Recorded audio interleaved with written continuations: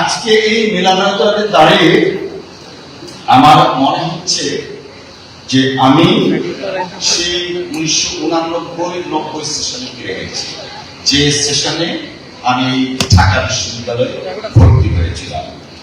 আমিও একদিন এই নবীন বন্ধু যারা আপনারা আছেন, আপনাদের মতো করিডোর দিয়ে যখন হাঁটতাম, তখন এক বুক প্রত্যাশা ছিল, সাথে ছিল শঙ্কা।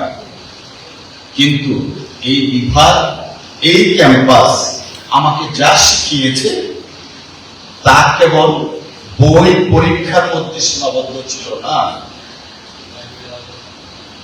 শিখিয়েছে কিভাবে মানুষকে চিনতে হয়, কিভাবে সমাজকে চিনতে হয়, কিভাবে জাতি গঠনে তথা দেশ গড়ার সংকল্প নিয়ে কাজ করতে হয়।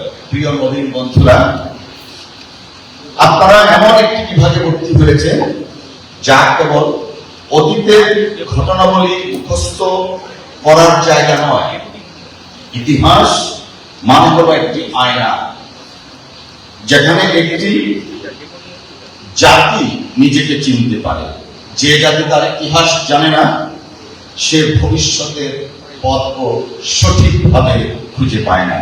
আপনারা যখন এই বিভাগে পাঠ নিবেন, তখন আপনারা শিখবেন কিভাবে ঘটনার পিছনের ঘটনাকে টেনে আনতে হয়, কিভাবে যুক্তি দিয়ে বিশ্লেষণ দিয়ে আমাদের জীবনকে, আমাদের পেশাকে উদ্ভাসিত করতে হয়, আর কিভাবে নিরপেক্ষ দৃষ্টিতে সত্যকে চিনে নিতে হয়। এই দক্ষতা শুধু ইতিহাসবিদ হওয়ার জন্য নয়, জীবনের প্রতিটি ক্ষেত্রে, প্রতিটি সিদ্ধান্তে এই দক্ষতা কাজে রাখতে হবে। আমি নিজে এই বিভাগ থেকে শিক্ষা নিয়ে জীবনের বিভিন্ন পর্যায়ে পাঞ্জাবের জগতে একটি বিশ্বস্ত নাম শাবাব এথনিক ওয়্যার পার করে দেখেন। আমি ইতিহাসের ছাত্র, তারপর লন্ডনে গিয়ে LLB করেছি, ব্যারিস্টারের ল পাশ করে সুপ্রিম কোর্টের আইনজীবী, এখন আবার মহান জাতীয় সংসদের একটা দায়িত্ব পালন করছি।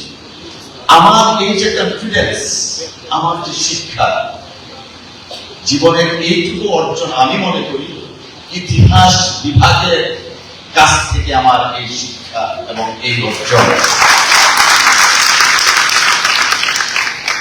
আপনাদের সামনে কিন্তু ঠিক তেমনি ভাবে অসীম ভবিষ্যৎ অপেক্ষা করছে, যেখানে কেউ আপনারা শিক্ষক হবেন। অফকোর্স আমরা যখন ফার্স্ট ইয়ারে ভর্তি হয়েছি, যারা আমাদের শিক্ষক ছিলেন, আমরা সবাই প্রথম দিনে শিক্ষক হওয়ার জন্য হুমরিকে লাইব্রেরিতে পড়তাম। আসি মজুমদার সহ অনেক ঐতিহাসিকদের বই পড়তাম, ক্যাটালগ খুঁজে খুঁজে বের করতাম। নিশ্চয়ই এখন হয়তো আর ক্যাটালগের মধ্যে নাই, আধুনিক ডিজিটালাইজ হয়েছে। তো এই যে কেউ আপনারা এই বিভাগে হয়তো শিক্ষক হবেন অথবা অন্য কোথাও যাবেন, কেউ আমাদের প্রফেসর সিরাজুল ইসলাম স্যার বাংলাদেশের অন্যতম একজন গ্রেট গবেষক ছিলেন, যিনি রয়্যাল লন্ডন ফেলো ছিলেন, একজন রয়্যাল সোসাইটি, এশিয়াটিক সোসাইটিতে অনেক কাজ করেছেন। বাংলা মিডিয়াতে অনেক কিছু গবেষণা লব্ধ আমরা আজকে পাঠ করছি বা আমরা দেখতে পাচ্ছি। ঠিক তেমনি ভাবে কেউ ভালো BCS দিয়ে প্রশাসক হবেন, কেউ কূটনীতিক হবেন, কেউ লেখক হবেন, সাংবাদিক হবেন, কিংবা কেউ অনেকে হয়তো রাষ্ট্রনায়ক আসতো, সেই ভূমিকায় জাতির পথ প্রদর্শক হিসাবে আপনারা দাঁড়াতে পারবেন।